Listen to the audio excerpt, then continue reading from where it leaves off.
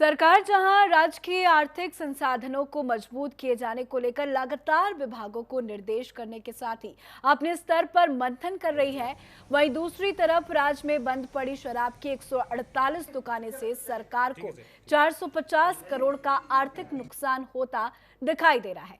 सरकार लगातार विभागों के साथ समीक्षा बैठक कर आर्थिक संसाधनों को मजबूत करते हुए राजस्व प्राप्ति के लिए मंथन कर रही है।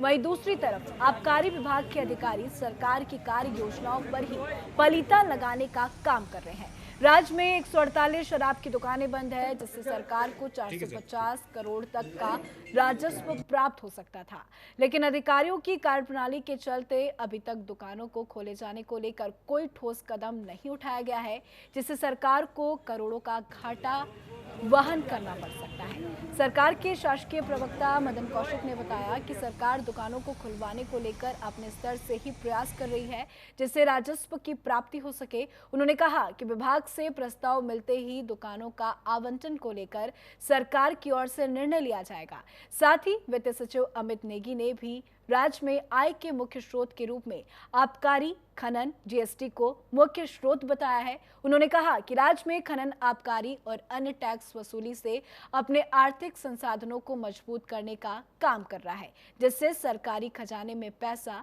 जमा हो सके। नहीं, वो राजस्व जितना निर्धारित होता है उस आधार पर वो नहीं जा पाई, लेकिन उसका फिर प्रयास होगा कि उसे कैसे जा सकते हैं। विभाग का प्रस्ताव आएगा तो विभाग के प्रस्ताव पर फिर विचार करके उसको कैसे समझाएं, इस पर विचार हम लोग भी करेंगे। तो डिस्ट्रिक्ट प्लान में भी काफ़ी धनराशि रिलीज हो रही है, तो हम लोग अपनी स्थिति वित्तीय स्थिति को मैनेज करें।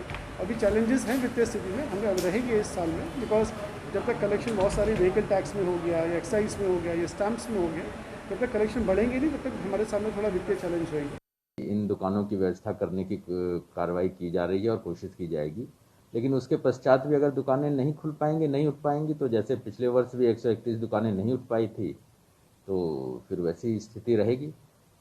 राज्य की आर्थिक स्थिति को दुरुस्त करने को लेकर जहां सरकार चिंतन मनन कर रही है, वहीं आबकारी विभाग के अधिकारी सरकार की तमाम योजनाओं को पलीता लगाने का काम कर रहे हैं।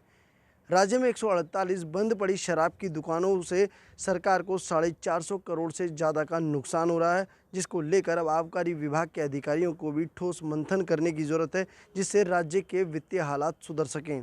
कैमरामैन अनूप भट्ट के साथ मैं सौरभ भाटिया, R9 TV, देहरादून।